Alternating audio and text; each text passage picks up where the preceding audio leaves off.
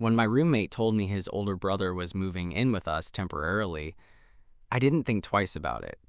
Honestly, I barely reacted at all. I was too busy trying to survive my job, my classes, and everything else going wrong in my life at the time.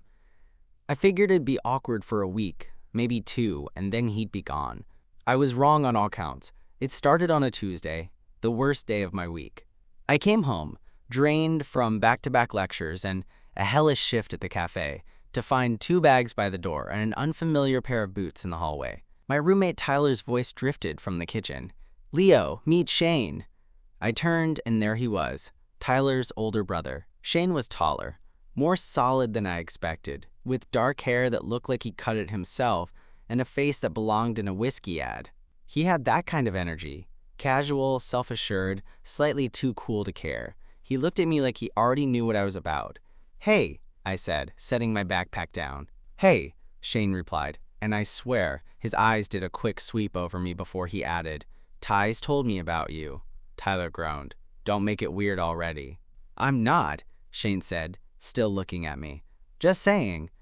That first night, I tried not to notice too much the way Shane sat on the couch like he owned it, the way he stretched, arms behind his head, shirt rising just enough to show a sliver of abs, the way he looked at me like he was figuring me out.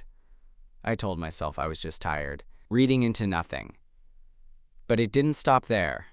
Over the next few days, Shane settled in like he'd always lived there. He was up early making black coffee and reading books without covers. He left the bathroom door cracked while brushing his teeth and never seemed fazed by walking around in nothing but a towel.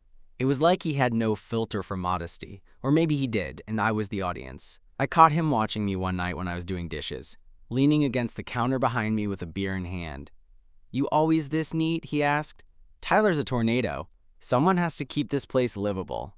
Shane smirked. "So you're the responsible one." "I guess." He didn't say anything else. Just sipped his drink, his eyes lingering longer than they needed to. That was the first time I felt it. That subtle tension. Not hostile. Not exactly friendly either. Just curious. I tried not to think about it. Not when he was around. Not when I was alone in my room, replaying every look, every comment. Not even when I started noticing how Shane's knee would press just a little too close to mine when we sat on the couch. And then came the night that changed everything. It was a Saturday night.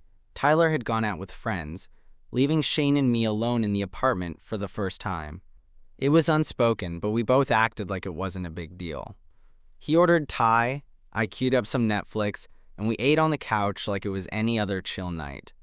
Except it wasn't. Shane sat closer than usual. I didn't think much of it at first. Maybe he was just trying to see the screen better. But the longer we sat there, the more I noticed how often our arms brushed, how he'd lean in to say something that didn't need whispering. At one point, I reached over him to grab the remote from the coffee table, and he didn't move. Our forearms touched, and I froze for half a second. His eyes met mine, and I swear to God he smirked. Just slightly. "You always this jumpy?" he asked, voice low. "I'm not jumpy," I said, maybe a little too quickly. Shane leaned back, propping his arm across the back of the couch. It ended just behind my neck, not touching me, but close enough that I felt the heat of it. "You're kind of fun to mess with," he said, eyes on the TV. "Mess with?" I turned to face him. "What does that mean?" He didn't answer right away, just took another sip of his drink, like he was giving me time to back out. But I didn't. I just waited. "You're cute when you're uncomfortable," he said eventually. Then he looked straight at me, no smirk this time. "You don't have to act so chill around me, you know." "What's that supposed to mean?" "It means," he said, setting his drink down, "I see you, Leo. I've seen the way you look at me when you think I'm not paying attention." My heart kicked up hard, my mouth opened to say something, anything, but nothing came out. He didn't move closer. He didn't need to. "You think I'm messing with you?" Shane asked, his tone shifting slightly. "I'm not, but if it makes it easier for you to pretend I am, go ahead." I swallowed. My whole body was tense, but not in a bad way. It was like I was standing on the edge of a cliff, not sure if I was about to fall or jump. Tyler would kill you, I said, trying to laugh it off. It came out shaky. Tyler doesn't need to know everything, Shane said quietly. Then he stood up, grabbed his empty plate, and walked into the kitchen like he hadn't just turned my world sideways. I sat there, staring at the paused Netflix screen, heart pounding. He had to be playing, right? Except he wasn't. I didn't sleep much that night. I kept replaying that conversation, Shane's words echoing in my head. I see you. You're cute when you're uncomfortable. And the way he looked at me, steady, like he knew exactly what he was doing. Like he was sure I wouldn't push him away. The thing was, he wasn't wrong. I had looked at him. A lot. And not subtly. Ever since he moved in, it was like my brain split in two. One part telling me to chill, the other screaming about how hot my roommate's older brother was. But I'd never expected it to go anywhere. Not even in a fantasy. The next morning was weird, but only for me. Shane acted like nothing happened. He was making eggs when I shuffled into the kitchen, still in a t-shirt and sweats. He barely looked up. "Want some?" he asked, flipping one in the pan. Sure," I mumbled. He slid some onto a plate and handed it to me like we were just two guys living under the same roof. No tension. No late-night flirtation. No shift in gravity. Part of me was relieved. The other part hated how easy it was for him to pretend. For the rest of the day, I tried to avoid him. I went for a walk, stayed out longer than I needed to, answered Tyler's texts with vague, "yeah, all good" messages. I wasn't sure what I was feeling. Confused? Flattered? Turned on? All of it? But avoidance only works for so long. That night, I came home and found Shane sitting alone in the living room, scrolling through something on his phone. The lights were dim, the TV off. He looked up when I opened the door. "Long walk?" he asked. "Just needed some air." He nodded, setting his phone aside. "You okay?" "Yeah." I hesitated. "Why?" "You've been acting weird since last night." I let out a dry laugh. "Gee, I wonder why." Shane tilted his head, resting an arm along the back of the couch again, just like he had the night before. "Look, if I crossed a line—" "You didn't," I cut in. Too fast. Too honest. His eyes flicked to mine, catching something I didn't mean to reveal. "Okay," he said slowly. "So, what now?" I sat down on the arm of the chair across from him, fidgeting with the sleeve of my hoodie. "I don't know," I admitted. "This whole thing is unexpected." "Unexpected good or unexpected bad?" "I haven't decided yet." Shane chuckled under his breath. "Fair enough." We sat in silence for a bit, the kind of silence that buzzed. Then he stood up. I thought he was going to walk away again, like he had the night before, but instead, he took 2 slow steps toward me. "You want me to stop?" he asked. His voice was low, not demanding, not assuming, just waiting. I looked up at him, heart hammering. "No," I said. That was all he needed. Shane didn't pounce. He didn't rush. He just stayed there in front of me, close enough that I could smell the faint scent of his cologne. Something warm, woodsy. His gaze didn't waver. "You sure?" he asked again, quieter this time. "Yeah," I said, voice just above a whisper. He nodded, then sat down beside me, slow and deliberate. Not on the couch, not across the room. Right there on the armrest, crowding my space just enough to make it feel intentional. I didn't move away. His knee bumped mine. Then we just sat like that. 2 grown men, barely touching, but both fully aware of the air buzzing between us. "I'm not trying to screw with you," Shane said after a beat. "I know," I said, even though part of me still wasn't sure. He turned toward me slightly, resting his elbow on the back of the chair. "You're different." "Different how?" He shrugged.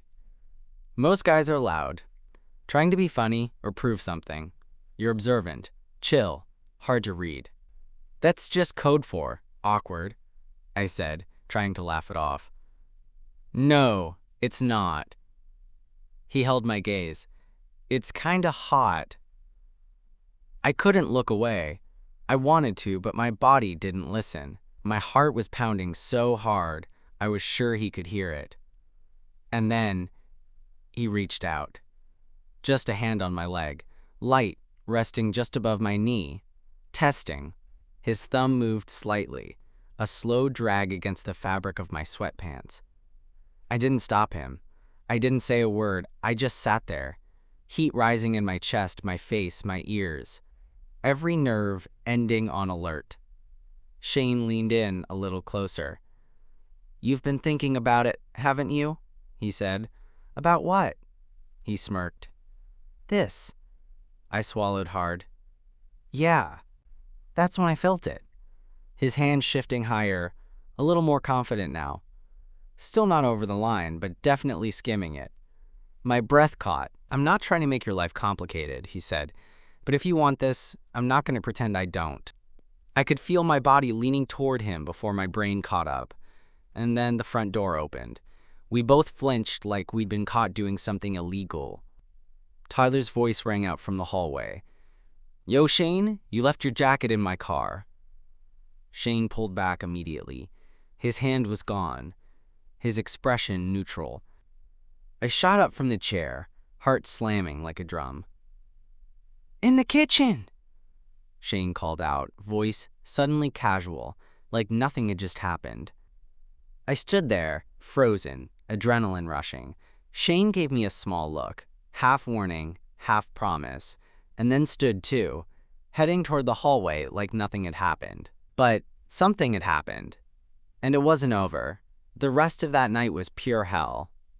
Tyler didn't notice anything, of course. He dropped Shane's jacket on the counter, grabbed a Gatorade from the fridge, and started rambling about something dumb that happened at the bar. How his friend got rejected by the same girl twice without realizing it was the same girl. I nodded along, tried to laugh in the right spots, but my thoughts were spinning. Shane played it cool the entire time. You'd think he hadn't just had his hand halfway up my thigh 30 seconds before Tyler walked in. He lounged against the counter, arms crossed, smirking, like always. But every once in a while, I'd feel it, his eyes on me. And when I glanced back, he didn't look away. After Tyler disappeared into his room with a yawn and a night, losers, the apartment went quiet again. I lingered in the kitchen, pretending to scroll through something on my phone. Shane didn't move. "You okay?" he asked, his voice quieter now that it was just us. "Yeah, I lied." He stepped closer, stopping a few feet away, his expression more serious than before. "You don't have to freak out. We didn't do anything." I looked up. "Yet." That surprised him. Just for a second. But then he smiled. Slow, crooked, like he liked the fact that I said it. "I was gonna say, unless you want to," he said. I set my phone down and leaned back against the counter. "I don't know what I want." Shane took another step forward, now close enough that his hand could have reached mine again if he wanted. "That's fine," he said. "You don't have to know right now." I hesitated. "I don't do that. I don't get involved with the guys I live with, or my roommate's brother." "Who mentioned starting a romance," he said. "I'm not trying to jump you, Leo. I like the way you look at me. I like being around you. It's been a while since I felt that." I didn't know what to say to that. Not because it wasn't nice. It was too nice, too real, and that made it even harder to process. "Why me?" I asked quietly. Shane stepped in fully now, close enough that his chest brushed mine. "I don't know," he said. "Why not you?" I looked up at him. He wasn't teasing. He wasn't trying to get in my pants. He was just looking at me, like he saw me. And I hated how much I wanted him to keep doing it. "I should go to bed," I said finally. He nodded, stepping back. "Right, cool." I turned to head toward the hallway, but paused. "Good night," Shane smirked. "Night, Leo." I went into my room, closed the door behind me, and leaned against it, heart pounding like I just sprinted a mile. My bed was calling, but sleep wasn't gonna happen. Not with that conversation still buzzing through me. And definitely not with the quiet sound of Shane's footsteps passing by my door 10 minutes later, stopping for just a second before moving on. The next week was a slow burn of everything unsaid. Shane didn't push anything. He didn't corner me again or make a move when Tyler wasn't around. But he was still there, always a little closer than he needed to be, always catching my eye across the room and holding it for a second too long. It wasn't flirting exactly. It was something quieter, more dangerous. It made my chest tighten every time. Tyler, for his part, stayed oblivious. He was busy with classes and his girlfriend, always out late or locked in his room gaming with his headset on. He didn't notice the shift between Shane and me, how we suddenly spent more time in the same room without speaking much, how we orbited around each other like something was waiting to drop. By Thursday, I was done pretending I wasn't thinking about him. That night, after dinner, Tyler headed out to stay over at his girlfriend's place. I watched him grab his keys and mutter something about a group project, and Shane and I exchanged a glance without meaning to. When the door shut behind Tyler, the silence was immediate. It filled the apartment like smoke. Shane was on the couch, lounging with one leg over the armrest, flipping through something on his phone. I hovered in the kitchen, pretending to clean a plate I'd already washed twice. "You always this fidgety?" he asked, without looking up. I set the plate down. "No," I said. "Just thinking." He looked up then. Slowly. Calm. Measured. "About what?" I walked over before I could talk myself out of it and dropped onto the opposite side of the couch. "You," I said. That pulled a reaction. A tiny flicker of surprise, quickly masked. "You've been in my head all week," I added, not looking at him. "I keep trying to ignore it. Tell myself it's just some weird tension or curiosity or whatever. But I can't. And it's driving me insane." Shane sat up slightly, one elbow resting on the back of the couch. "Why ignore it?" "Because you're my roommate's brother," I said. "Because this is a bad idea." "Maybe," he said, voice low. "But that doesn't mean you don't want it." I turned to face him, and the look he gave me was unreadable. Focused, like he was trying to figure out if this was real or just another false start. "You're not messing with me?" I asked. His expression softened. "I wouldn't do that." For a long second, neither of us moved. Then I leaned in first. Not much, just enough to close the gap. He met me halfway. The kiss was slow, almost cautious, like neither of us wanted to admit how badly we'd been thinking about it. His hand came up to cup the back of my neck, warm and steady, and I tilted into it without hesitation. When we pulled apart, he rested his forehead against mine. "That wasn't nothing," he whispered. "I know," I said. Neither of us moved for a while. Just sat there, heads touching, breaths mingling, like we weren't ready to let it go back to normal. But eventually, Shane stood, stretching. "I should let you get some sleep." He didn't say it like a question, just a soft exit. I nodded, but as he turned toward the hallway, I reached out and caught his wrist. "Stay." He paused, then looked back. "You sure?" he asked. I was. We didn't sleep together that night, not in the way people usually mean. Shane followed me into my room without a word, closing the door behind him gently like he understood this wasn't something to crash into. I climbed onto the bed, pulling the blanket over my legs, and he sat on the edge, eyes flicking around like he was memorizing the space. "You don't have to act like it's a sacred ritual," I said, trying to lighten the mood. He smiled without looking at me. "I just didn't think I'd be in here like this." "Like what?" He finally looked at me. "With you." That should have sounded cheesy, but it didn't. It felt honest, quiet, like he was still figuring out how to be this version of himself in front of someone else. I lifted the blanket without saying anything else, and he got in, both of us still fully clothed. We lay side by side, staring up at the ceiling.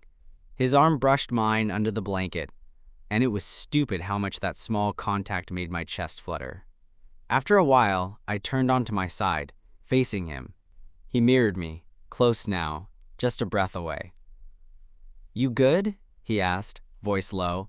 "Better now," I said. He reached out, his fingers finding my hand under the blanket, threading them together like it was the most natural thing in the world. His touch was slow, like he didn't want to rush it or break whatever we were quietly building. "I wasn't sure you'd actually let me in here," he said. "I wasn't either," I admitted, "but I think I wanted to the second you moved in." That made him smile. It was smaller than his usual smirk, less playful, more vulnerable. "I thought I was going to annoy you," he said. "Ty said you hated loud people." "You are loud," I teased. "And you still let me stay?" I think we both knew it was going to happen eventually. He leaned in then, not for a kiss, just to press his forehead against mine. It was tender. Still, not rushed. "I don't want to be a secret," he whispered. I felt that sentence settle deep in my chest. "Then don't be," I said. "Tyler's not going to love it. We'll deal with it." He kissed me then, soft, lingering, like he was marking the moment. We fell asleep like that, fingers tangled, legs brushing under the covers, breaths slowing to match each other. And for the first time in a long time, I didn't dream about what I was missing. Because I already had it, I woke up before him. The room was quiet, bathed in pale blue light from the early morning sun slipping through the blinds. Shane was still asleep, one arm draped across my waist like it belonged there, like he'd done it 1,000 times before. It was strange how normal it felt, how right. I lay there for a while, listening to the sound of his breathing, feeling the warmth of his body next to mine, and I realized that it wasn't a random connection. This wasn't curiosity or boredom. It wasn't even just chemistry. It was comfort. It was connection. Eventually, he stirred. His eyes opened slowly, squinting against the light. When he saw me, he smiled, a sleepy, half-lidded grin that made my stomach flip. "Morning," he said, voice scratchy. "Hey." For a minute, we just stared at each other, no rush to fill the space with words. Then he blinked. "Do you regret it?" "No," I said immediately. "You?" He shook his head. "Not even close." We got up eventually, though we stayed in bed longer than we needed to. It wasn't until we heard Tyler's keys in the front door that reality came rushing back in. Shane gave me a look. "You want me to sneak out?" I sighed. "That's probably worse, right?" "Yeah. Feels shady." We stood there in my room for a second, frozen. Then I shrugged. "Screw it. Let's just be normal." He nodded, and we walked out together. Tyler looked up from the kitchen counter, still shaking rain off his jacket. His eyes landed on Shane first, then drifted to me, then back to Shane. "You sleep out here last night?" he asked, eyebrow raised. Shane hesitated. "Nope." Tyler squinted. "So, you slept in Leo's room?" Shane glanced at me, then back at his brother. "Yeah." Tyler stared for a beat too long. Then he muttered, "Okay," and turned to pour himself coffee like we hadn't just dropped a bomb. "You're not mad?" I asked, surprised. Tyler shrugged. "You're adults. I'm not thrilled about walking in on some weird morning after vibe, but whatever. Just don't break the lease by getting dramatic." Shane grinned. "No drama here." "Good," Tyler said, sipping his coffee, "because I'm not moving out if you two start getting weird." I laughed, and Shane reached for my hand without thinking. Tyler noticed, but didn't comment, just shook his head, and mumbled something about needing more caffeine. Later, when we were alone again, Shane pulled me close. "So, not a secret anymore." "Nope," I said. "You still in?" He smiled. "I've been in since the first night I saw you standing in the kitchen in those stupid pajama pants." "Hey," I said, pretending to be offended. "They're comfortable." "They're terrible. But you looked cute in them." I rolled my eyes, but I couldn't stop smiling. Living with Shane wasn't easy. We had our moments, our fights, our awkward dinners with Tyler. But it was real, and it was worth it. Because sometimes, the best things come when you're not looking for them. Sometimes, they show up with a duffel bag, a crooked smile, and a habit of standing just a little too close.